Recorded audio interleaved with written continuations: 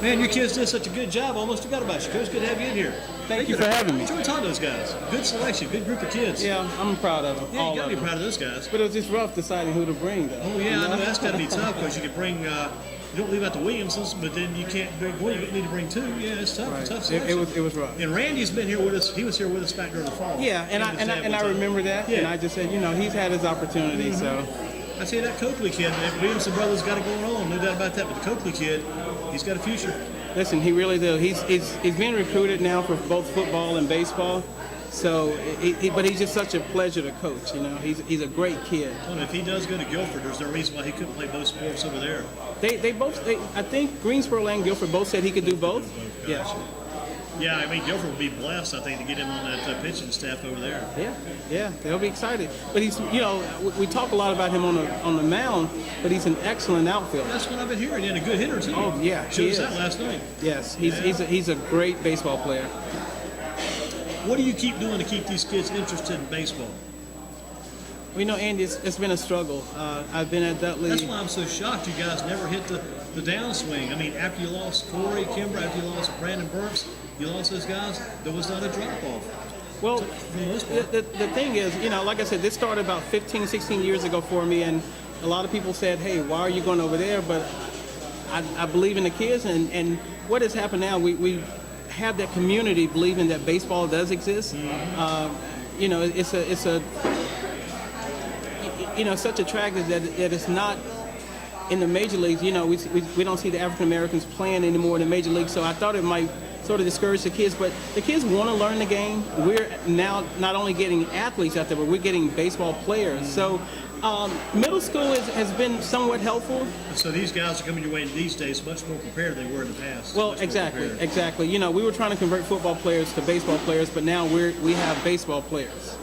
So it's I'm excited, and I've been thinking about what we have coming in, and we have some baseball players coming in too. And I was somebody today writing down some key points, and I learn occasionally how putting things in perspective. It's faith, family, then baseball for you, right? Exactly. Yeah. That's right. Yeah. That's exactly right. Because a guy told me a couple weeks ago, he's a football guy. He said his thing was faith, family, and football. But if you was faith, family, and baseball, in the family thing, I think about that day with Dudley. The family thing is so important because you got Corey Williamson, you got Canada, you got Chase Williamson, you got Eric Kimber, you got Corey Kimber. Yeah. And today I'll say about you got Brandon Burks. Plus you got Ronnie Burks too. There you go. You got all these families. That's right. It's been huge. Yeah, and even with the Burks, their nephew who actually lives with them, Kalen Thompson, he's at Dudley now.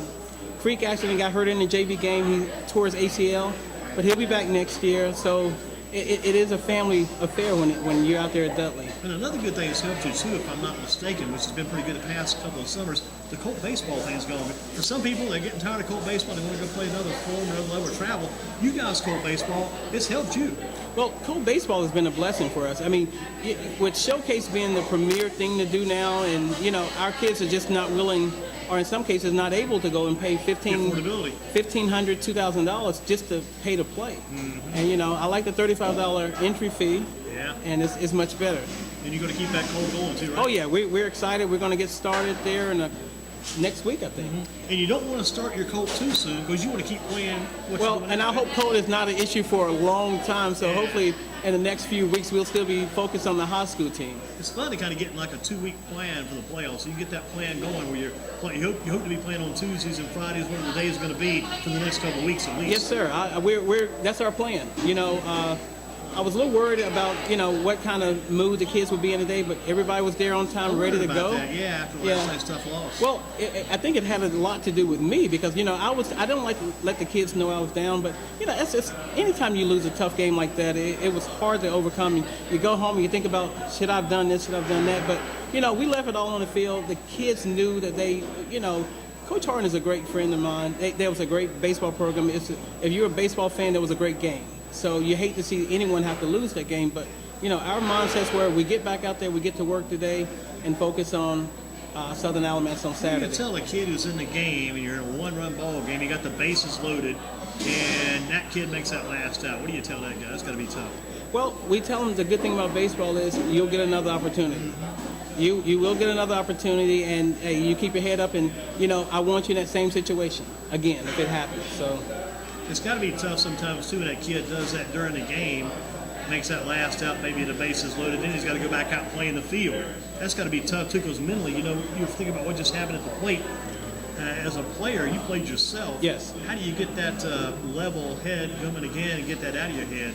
Well, it's difficult, but in the game of baseball, you have to realize. Sometimes I just let my darn team down. Here am I. If you're in a key position, feel like shortstop, you're like, man, you can't be thinking. You got to be ready to play. Well, and that's a good thing about some of our kids. They know how to let it go. Mm-hmm. One of the things I learned early on is, it's not so much what you do during the play. I just want to see how you're going to handle making that error. What are you going to do the next play? If it's going to determine the outcome of your game, then maybe baseball's not the game for you. Right. But our kids learn to let it go. Learn a lot about how to handle that adversity. Exactly. Right? Exactly. Going back to the old days, back when you first came, back in the old days, it was Larry Fair and J.B. Baines that Yes. years ago. Yes. When you first got going. Yes.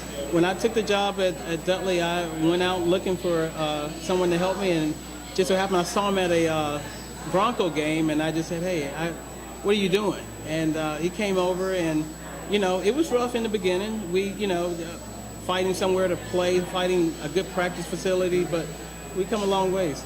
And what do you tell these kids about trying to find a good role model? Because I was talking to young players earlier about that, the Williamsons, and talking to Christian Coakley about that. With the African American neighborhood and African American sport with baseball and basketball, hey, everybody looks up to LeBron James, big deal, and Chris Paul, big deal, and Kevin Durant, big deal, Stephen Curry, now he's a big deal. Yeah. But with baseball, who do you look to? Well, a lot of times we don't look at the pro level. Mm-hmm. We look at what we have internal. The good thing, our coaching staff, Coach Williamson and I both played in the CIAA. We played against each other, and maybe not on a professional level, but hey, you know what? We didn't turn out to be so bad ourselves. Right. So yeah, you guys did well in college. Well, yeah, and we're productive in our communities now. So hopefully that's a good turning point for them and something to focus on. And you think about the kids that stay in time, again, trying to find some way to get it going. When you work with these kids, are you aspire for them to get to the next level of baseball from high school to college? Or you push them even toward the pro or something like that one day? Where are you trying to steer them toward? Well, the thing I use is baseball as a mechanism to prepare them for life. Whether it's going on to college, whether it's, going into the military, whatever you decide to do, let baseball be that mechanism so it can mold you into being a good citizen. Mold you into being good people. We teach discipline out there. I'm a real stickler for coming out there uniform. I don't tolerate the sagging pants, the jewelry. I don't. And I'm a big emphasis on being productive. So it's worked out for us. The good thing is, the one thing that people talk about the program, but the one thing that I'm proud of, our team GPA for the last 7 years has been like a 3.7. 98% of them went on to college. So that's what I'm excited about. 98, pretty big. Yeah. That is big. Yeah. Talk about where you came from when you were younger, growing up. Did you grow up here? Did you grow up in another town? No, Greensboro. I grew up in the way. all I the thought way. you might be from down east like Coach Norris. You might have been down east, maybe in the tobacco country, playing baseball in the backyard. Didn't have a lot to go with you. That's all you had to do was play baseball. But you grew up here in Greensboro? I grew up in Greensboro, actually in the Dudley district. I went to Lincoln. At the time, I didn't go to Dudley. I actually ventured off to Eastern Gilbert and played there for a year or two. Okay. And then knew the coach at Smith and went to Smith, where at the time transferring was not really a big deal. So I did that.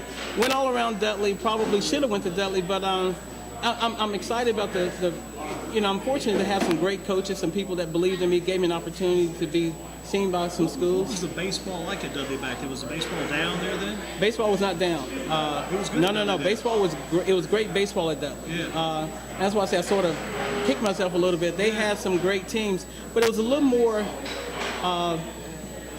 playing outside of, venturing off into the state playoffs was a little more difficult then because, you had all the inner city schools playing in one conference and only one team went to the state playoffs. Right. So it was a little tough then. Exactly. Success at Eastern Gilbert? A little. Who was coaching over there?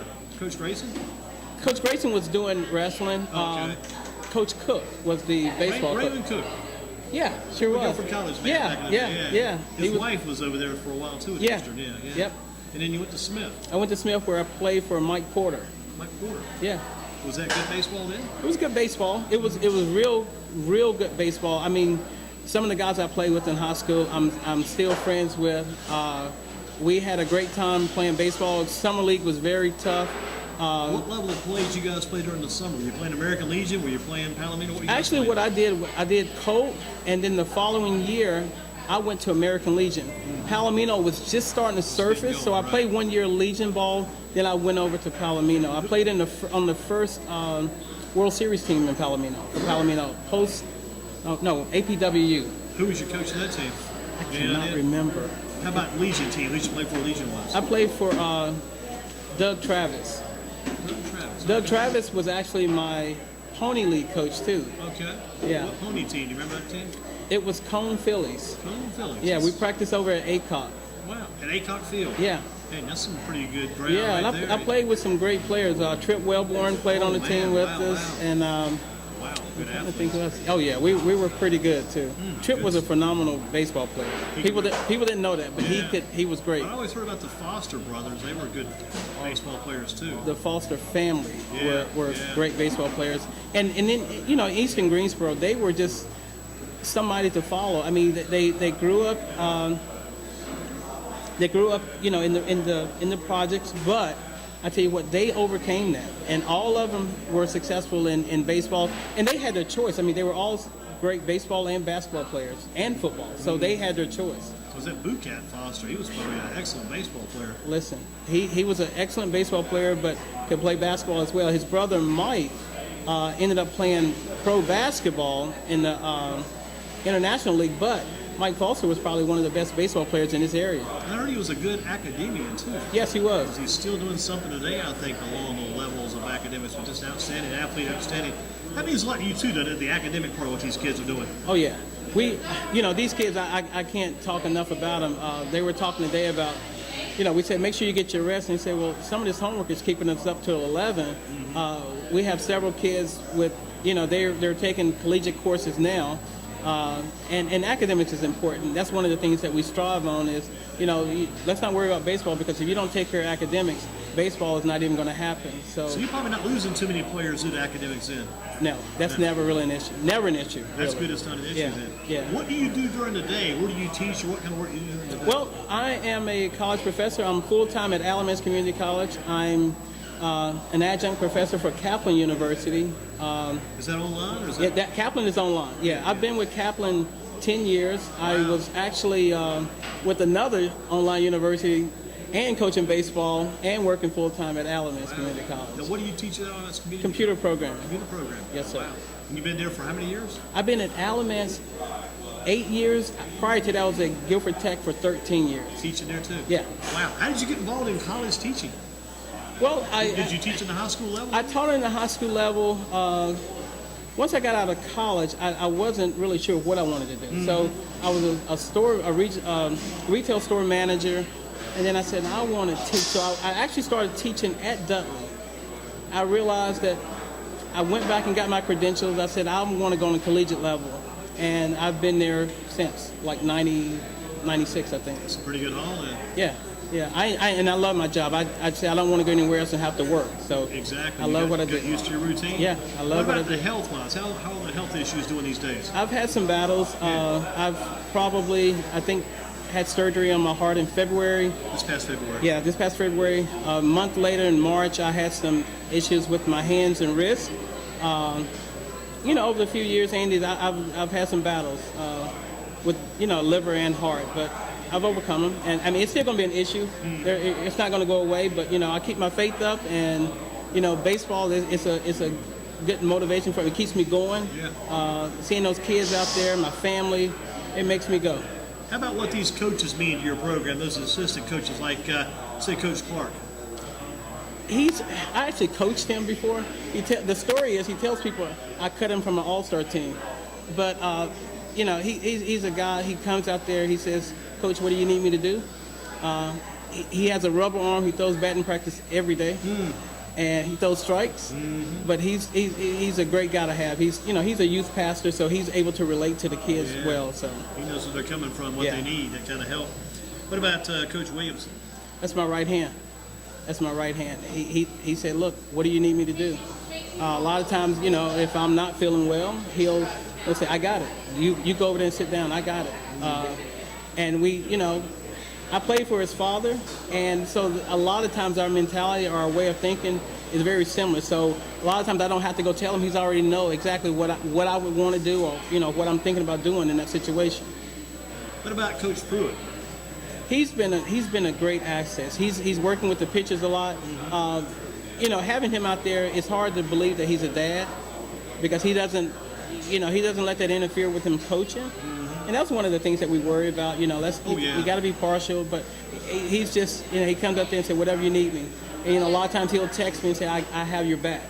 And they don't understand what that means to me, just to know, hey, they have my support. I mean, they're going to support me no matter what. So. What about Coach Stokes? He's coaching first base for you. Yeah, he's coaching first base. He's a great baseball guy. Baseball IQ, plays some pro ball. They all come in and they're just always willing to say, look, whatever you need me to do, I'm there for you. So. What about Christian Coakley last night? He went the distance and beyond. Yeah, he's a bulldog. He's a bulldog.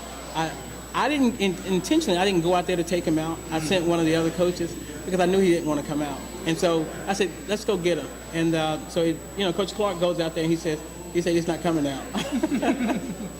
And now, how do you handle that? Well, I knew that. I knew he wasn't going to come out. Right. And then when it was really time, I said, okay, we're going to get him this time. But Christian, he's just a competitor. He wants to be out there. He wants to be involved. He trusts his teammates, but yet he feels like if he can be in control, let him go ahead and take control. He's fit in pretty well because he came in as a junior, but he fit right in with this team pretty quickly, didn't Listen, very quickly. And, it's one of the concerns I had. Came from the Atlanta area, came up here not knowing anybody, but people, they embraced him. They took him in as though he's been here 3 or 4 years. And he said you helped him, too, because you encouraged him to play football from the get-go. Yeah. Because he was, at one point he was frustrated. He even talked about quitting. I said, we don't quit. Yeah. And it worked out great for him. It worked out great. That'd be kind of good to hear that from a coach. So we don't quit around here. Right. Everybody's surprised again, really. Yeah, stick things out. We don't. I mean, I could be selfish and say let's just focus on baseball, but I want to do what's best for the kids. And he was definitely, a two-sport guy. I mean, he really helped out. I thought he could have been a basketball player too. His coach name. Yeah. That's the thing. He can play basketball. Yeah. I think what happened when he went out for basketball, it was a situation where they didn't know him. Football won the state championship that year, so he wasn't able to go out and have a real tryout. But according to him, he said basketball might be his best sport. It's amazing. Yeah. Quite an athlete. I mean, if he goes to go for college or Greensboro College, I got to see him playing both sports. Oh yeah. Coaches would be crazy not to include him in what's going on. Well, and I mean, he likes football. He loves baseball. Yeah, he sure does. Yeah, he talked about playing that as a kid down in Atlanta. Yeah. In fact, he was like 6 years old or something like that back then. Yeah. What about Randy Norris? Little Randy. He's just a spectacular kid. Very coachable.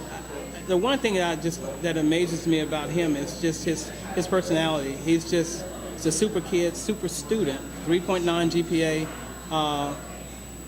He's still excited, like a 5-year-old, about being over here. That's pretty good. Having some success. Yeah. And he just constantly tells me, I wish I would have come earlier. Winning program. Yeah. Gotta love that. Yeah. The Williamson brothers, they mean so much to you. I watched them in the outfield last night. I told those guys up here today, I said, we could probably take the other outfit out, put 2 of you out there one game, and let you run the whole outfield together. They probably cover the whole territory. Yeah, they're baseball players. They come from a baseball family where nothing is easy for them. You would think that his dad might be a little easy on him. No, his dad is hard on him. They finish plays too. Those fly balls, they finish those plays. Exactly. A lot of times the ball hit the right field where Page was in position to score at third. Chase gets up under it, comes up throwing. And Harden made the smart move, not trying to go ahead and advance the runner. He drew a throw, and but they've been like that all year. They just they don't ever complain if any pain or anything. They're never going to tell me. Yeah. But they just want to be out there. They want to be in the mix. What about those Pruitt brothers? They've been young guys that came on board and helped you out quite a bit. The young Pruitt, we knew we were going to need him this year. He's got a live arm. He really doesn't understand his potential yet. I'm really excited about having him the next couple of years. And then Cameron has had some, he's been plagued by injuries. Had the knee replacement. Came back from that this year. and started getting some swelling. So it was starting to get better. And then he had this, freak accident a couple of weeks ago where he hit a wall, breaks his finger, done for the season. Yeah. And Still went home. yes. Yeah. Finally, the hard-run kid. It's been a big plus, isn't it? I tell you what, that kid right there. We go down to Southern Alamance, just warming up. He gets hit in the mouth. He loses 6 teeth on the field, jaws fractured. This has been 2.5 weeks ago, maybe 2 weeks. I was worried about him. Just even not even thinking about baseball. I was worried about him just overcoming that, and he did. He was determined. He said, I go see the oral surgeon, and I'm hoping to be released. Realistically, I said, don't even think about baseball. He comes back out there the next day and said, as long as I have a protective helmet, I can play. I'm ready to play. Comes back the next day. He comes. Well, not the next day. It was actually the next week. Next week. Got Next 6 week. teeth knocked out? 6 teeth knocked out. They could not replace the teeth. They said because he's only 16. They said they can't do anything until like 18 or 19 before they talk about any type of implants. Wow. And I'm thinking, adults couldn't overcome that. Yeah, mentally. Yeah, this was one thing, mentally the other.